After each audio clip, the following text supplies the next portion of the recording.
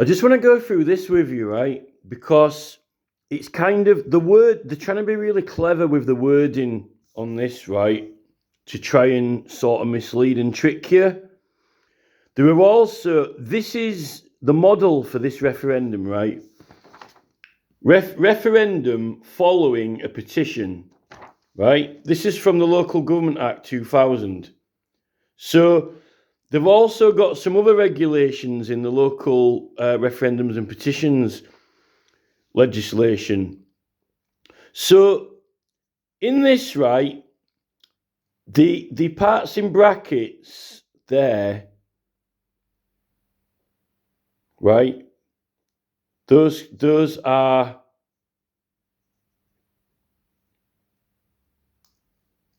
with the little F numbers on, right?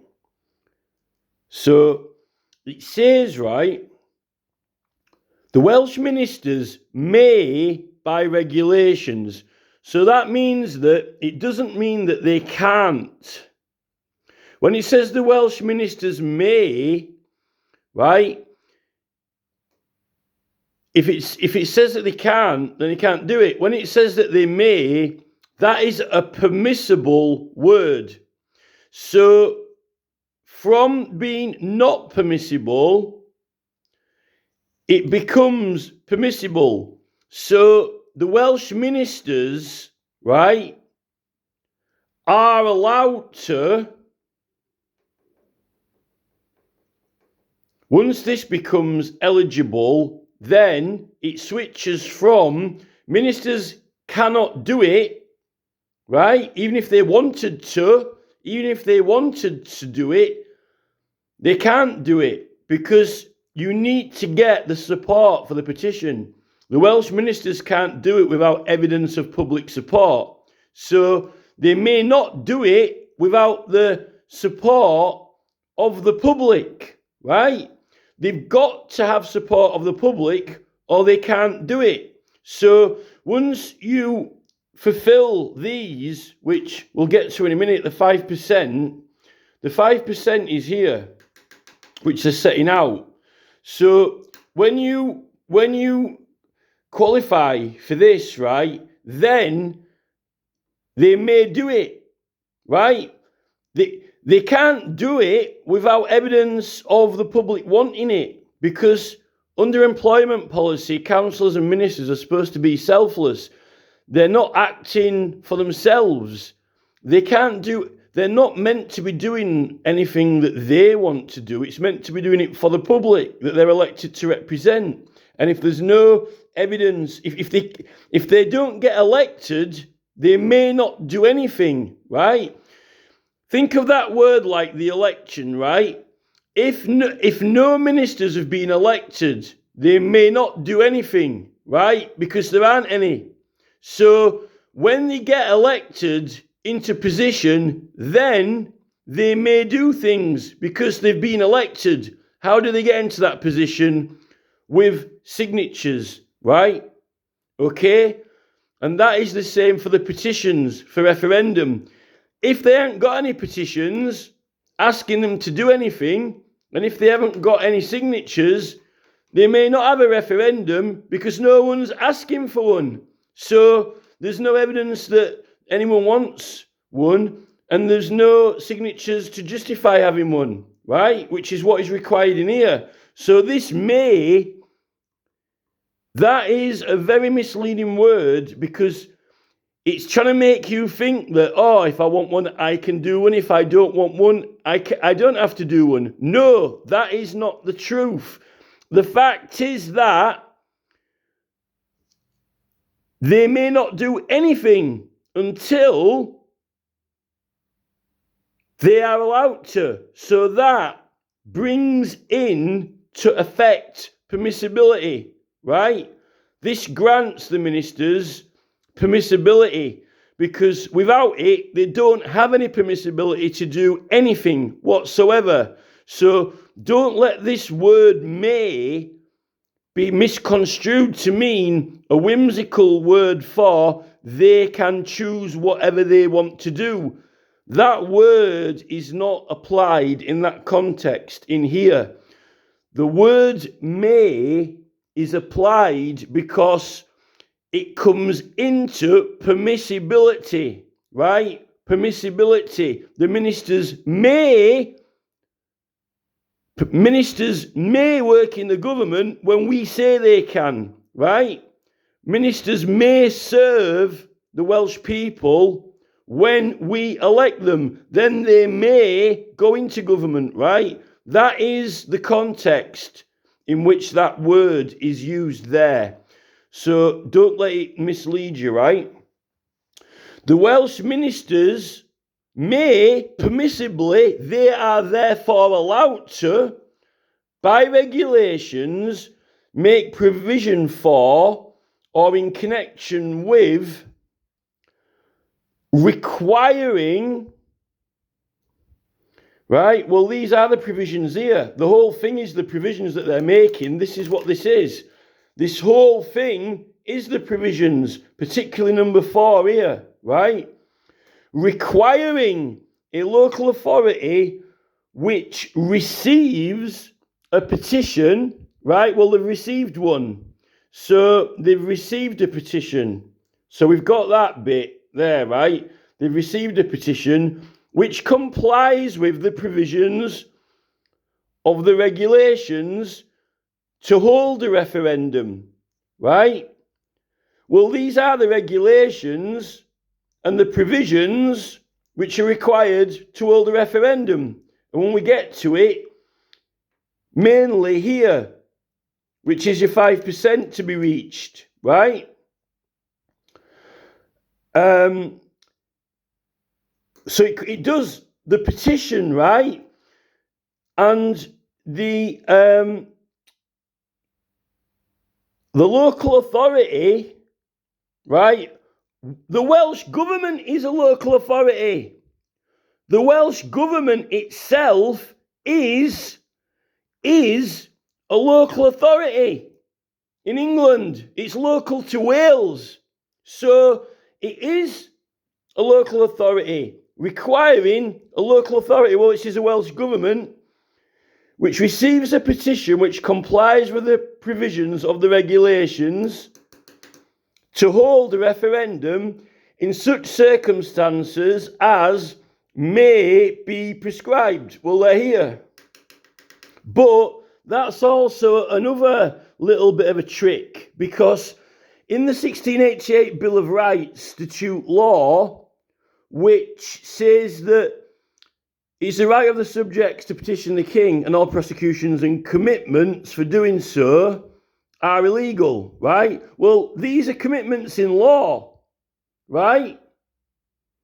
So really, it's an irony that they're holding you to these commitments anyway, because really they're illegal.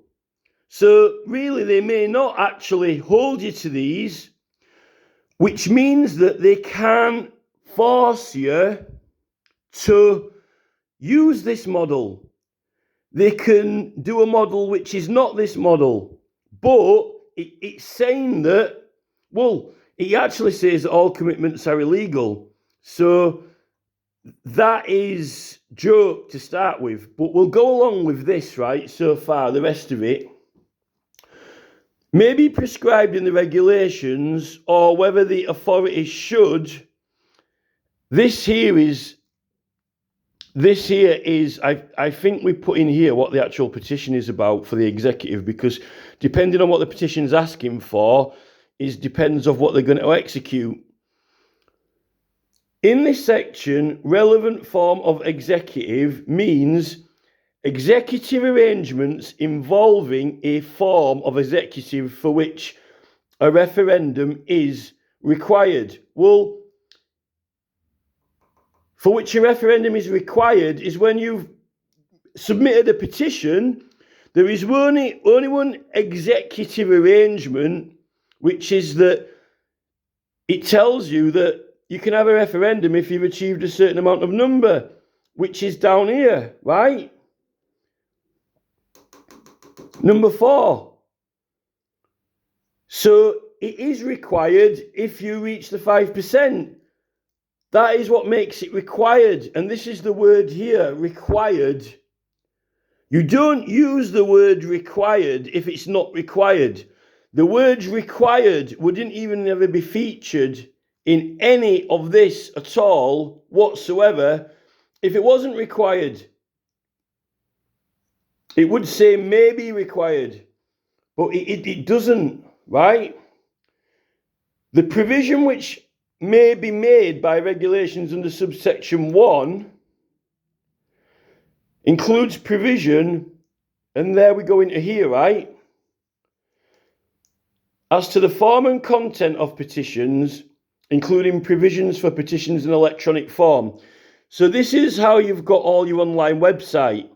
This is referring to them setting up the online website and even the rules for it. But remember, in the 1688 Bill of Rights, you can't be held to any commitments or rules. And the 1688 Bill of Rights doesn't make any rules or procedures. They've got standing orders, but even the standing orders don't set out rules for petitions, right? So that, again, is another irony which comes back to here again. And really, a good example of this is the Tumultuous Petitioning Act, where the Tumultuous Petitioning Act gave some commitments, like you can't get over 20 signatures unless you get consent from the courts, or you can't hand it to the king if there's over more than 10 people, for example, or hand it into Parliament if there's over 10 people. But they've repealed that act, and the way they do it in the Town and Country Planning Act is that effectively, if you're doing a petition and using advertising material, the 1688 Bill of Rights enactment, it exempts you from the whole statutory instrument. It says that you don't need deemed and express consent. So the whole statutory instrument is really subject to an annulment, really, which is what in the Courts Act 2003 and the Justices of the Peace Act says that if you pursue a resolution to either of Houses of Parliament for something, then it's subject to an annulment, including your statutory instruments, which is like the Town and Country Planning Act 1991 and the 2007 one. So again, they're being elusive and kind of trying to be clever and mislead you about the commitments, because really, for petitioning, it is a completely free and open thing that cannot have any rules, regulations, any requirements or numbers, particularly not after 1688. Not after 1688, because you can't be held to any commitments. And that means orders, orders that are made against you. So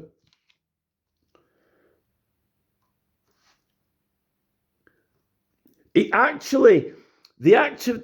an act of indemnity, and the model for that, how they do it, is whether you can be excluded from the act of indemnity or not. But so it's almost like being excluded from this legislation is you're looking at the same basis of when maybe the king or ministers or whoever are sat there pondering whether someone should be exempt from the act of indemnity or not, right? Now, the 1688 Bill of Rights isn't the act of indemnity. It's a different act. And it says that you cannot be held to any commitments at all. So it's actually different from the act of indemnity because it prevents you being excluded, like the act of indemnity, people get excluded from it. So unless they maybe put a bill through to exclude someone from it, but I think that would be illegal. But we're kind of getting a bit complicated here. I don't want to try and go into other things. I just want to go through this with you, right? So the form and content of petitions, right? no one can regulate the content of petitions because it's completely and totally a free process.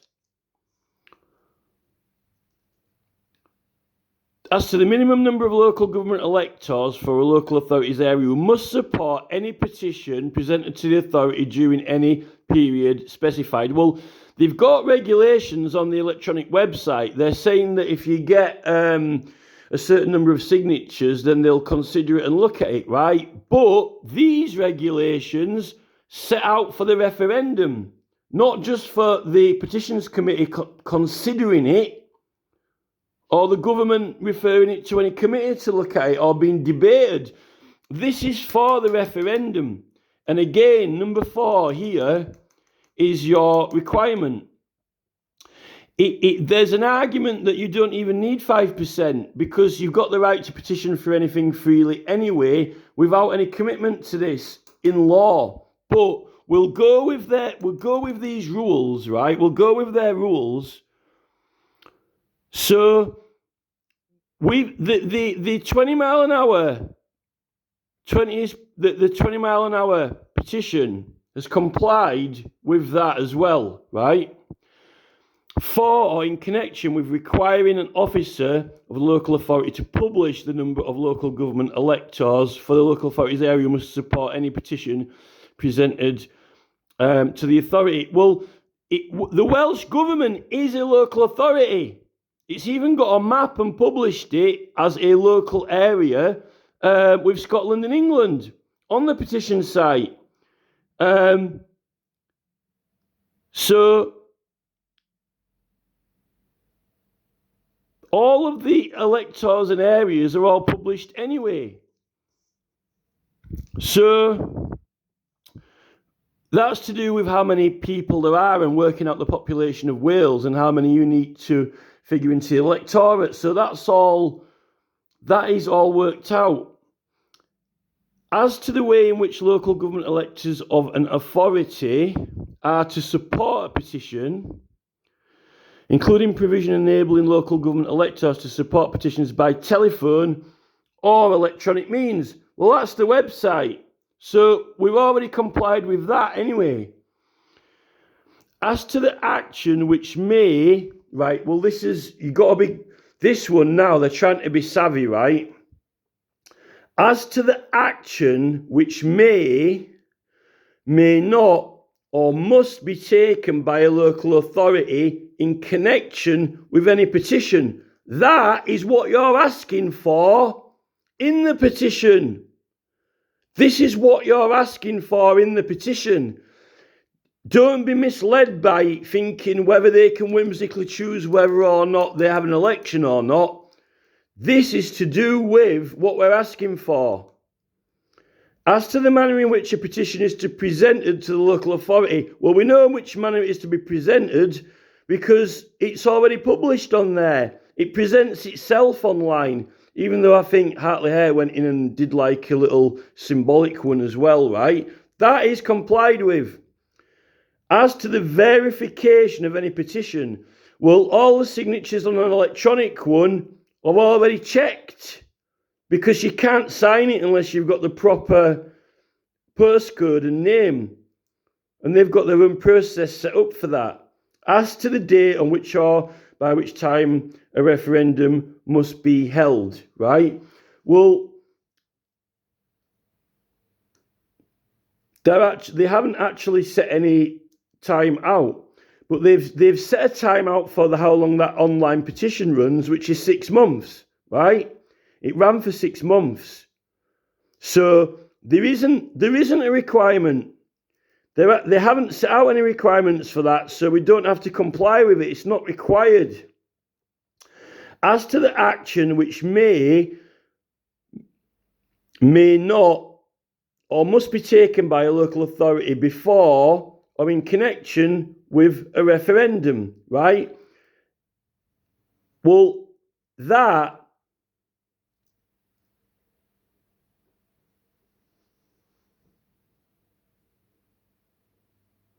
Well, I think that action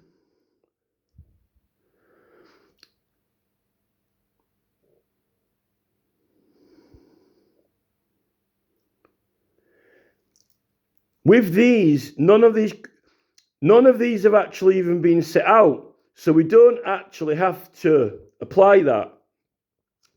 As to the action which may or may not must be taken by a local authority after a referendum, well, they are the things, all these are the things that we're asking them to do, that we want them to actually do. What actions are we asking for? Or what are we telling them not to do with a petition to stop doing this? We don't want them to, they may not continue with the 20 mile an hour speed limit. If you think I'm wrong about that, then say, but I think I'm right about it. For or in connection with enabling the Welsh Ministers in the event of any failure by a local authority, well, they are a local authority, to take any action permitted or required by virtue of the regulations to take that action. Well, I think they are required by these to take action to execute a referendum, because it's required. When what executes it is this. These are the regulations which execute it.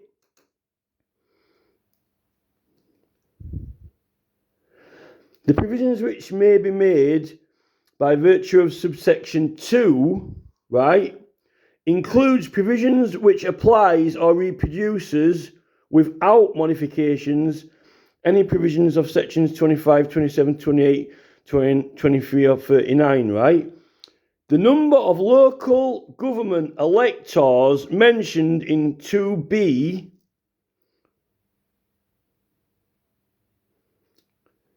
well, that's what they've worked out. There is a calculated number of people in Wales, because they've got all the percentages worked out on the website.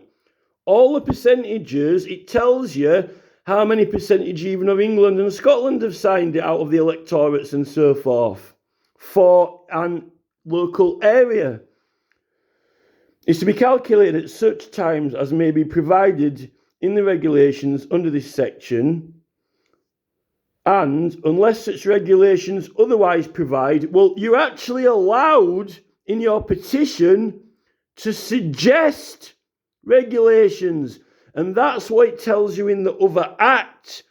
In the other act, right, which is basically these rules copied over to another act of law, you can, when you lay the petition, it's like laying a bill to Parliament to propose a new law or legislation, which really, if you get 5% of the electorate, which can be for an area or even for the whole country, really, then you could actually get a referendum on whether that bill should be put through with its requirements and regulations. You can write your own regulations, just like these companies are putting bills through and the ministers are supporting them because they like their businesses.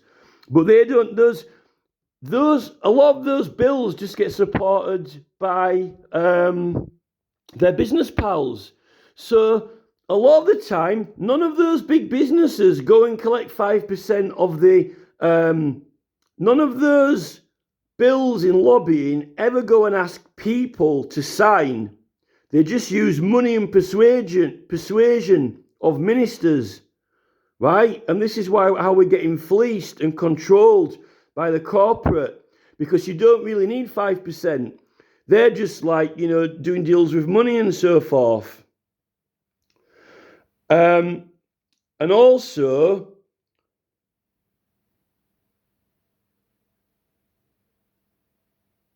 we actually got the signatures for the Stop ULEZ petition, and I claim that they were being blackmailed by the Tories. Sue Hall was blackmailing the ULEZ supporters because they weren't going to act on the petition. They were just trying to get them to vote for Sue Hall instead to stop ULEZ, when they'd already handed the petition in, which has got 400,000 through 2 change.org petitions and one on Parliament website. And I complained, and then the Conservatives went and laid a bill to stop ULEZ, but apparently the Labour Party blocked it. But that was because of the petition. If they only made do it, they only have made do it because we got the signatures for the petition. So therefore they could do it. But how do they do it when they're getting lobbying from their pals, when there's no real evidence that anyone wants anything or not? They're only really going on their electors and the people that voted them in. But there's a more complicated argument than this, that in every separate matter that goes before government is different facts and circumstances that needs the opinion of the peers, the people. Like in court, you swear an oath to, you don't make a judgment by the legislation in court because the jury can ignore the legislation, but they have to do it by the evidence given. Now, every time a bill is laid before Parliament, new evidence is given why that bill should be put through. So really, if they were doing it properly, they would need to consult the public every single time on every single thing they did to show that they were getting the consent and support, because every decision needs new evidence, right? Which is what's happening when they put the bills through. But the bills that get put by their pals and buddies from corporate aren't proving that anyone backs it. So the ministers are actually acting selfishly on their own opinion, not on the opinion of us. And by the employment policy of councillors, as I've worked out in another video recently, it's impossible. It's actually not possible for them to do anything in the council on the judgment of the electors. Sorry, on the judgment of the councillors. Councillors have got an oath of judgment, but judgment fresh on each issue. But if they're selfless at that meeting, which is by policy, on every fresh issue, it's impossible for them to have an opinion of their own because there's fresh evidence for the electors to look at and put an objection in. So really, the current political party model that they're using really is illegal. But anyway, unless such a is to be up to 5% of the number of local government electors at each of those times. So 5%, this is like a standard model. This is a standard model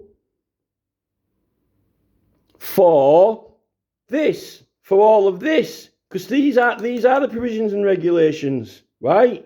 So that's it. It's saying required.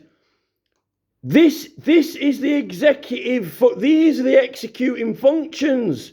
These are the executing functions which they put in their model. Let's say we're going to go by their rules, right? We've complied with all of these through the electronic system. The electronic petition system complies with all of this, and we've got the 5%, right, of the entire Welsh country, right? This is required. If we didn't have 5%, the ministers may not do nothing, right? Which I don't know how they do it when one of their pals goes and puts a bill on Parliament and a load of pound notes next to it, because those pound notes are not any other person's vote or opinion. It's just money. Like when one of the donors has just given the Conservatives £5 million for their party, for their election campaigns. Yeah, they're not even using it because they've gone and misled all the Stop ULEZ people in to do it for them. So I don't know how those ULEZ people are going to claim all the money back from Parliament that they've spent on supporting Sue Hall, because it's not going to have tax on it. And what about all the meetings rooms that they have in pubs? All that electricity's got to be paid for, right? That's all taxed. Doesn't get put through the agency and then refunded from Parliament. So I think Rishi Sunak can give back his £5 million to his biggest donor because they don't need it. And I think everyone else will be making the electoral agent's application on behalf of them to Parliament to get all the money refunded back for election expenses and promotions. This is the thing, right?